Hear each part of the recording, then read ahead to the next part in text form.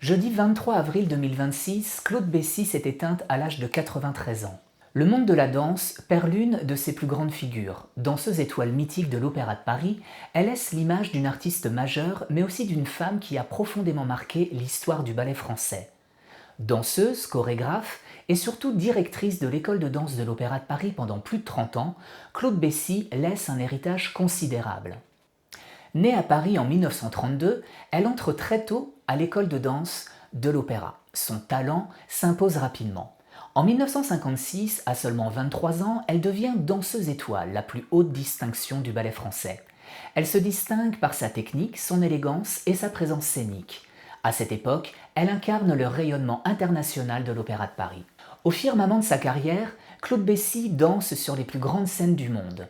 Invitée par l'American Ballet Theatres à New York, elle se produit également au Bolchoï de Moscou et travaille avec de grands noms de la danse, Serge Liffard, Georges Balanchine et même Gene Kelly, la star hollywoodienne qu'il a choisie pour partenaire dans le film Invitation to the Dance.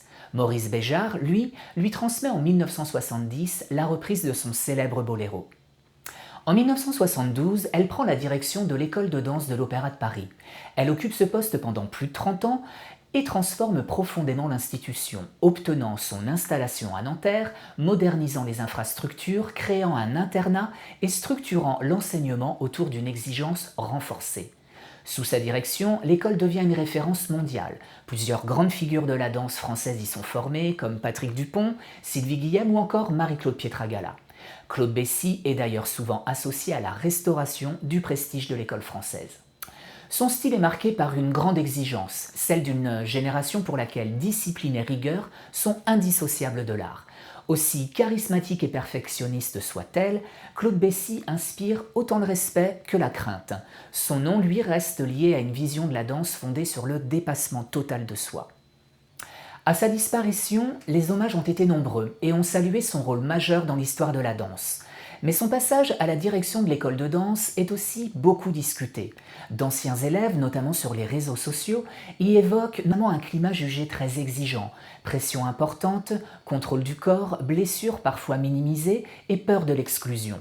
Des commentaires qui font écho au rapport réalisé par le cabinet Social Conseil pour le comité d'hygiène et de sécurité de l'Opéra de Paris, paru au début des années 2000. Ce rapport ouvrira d'ailleurs un débat plus large sur les méthodes d'enseignement dans les grandes institutions artistiques.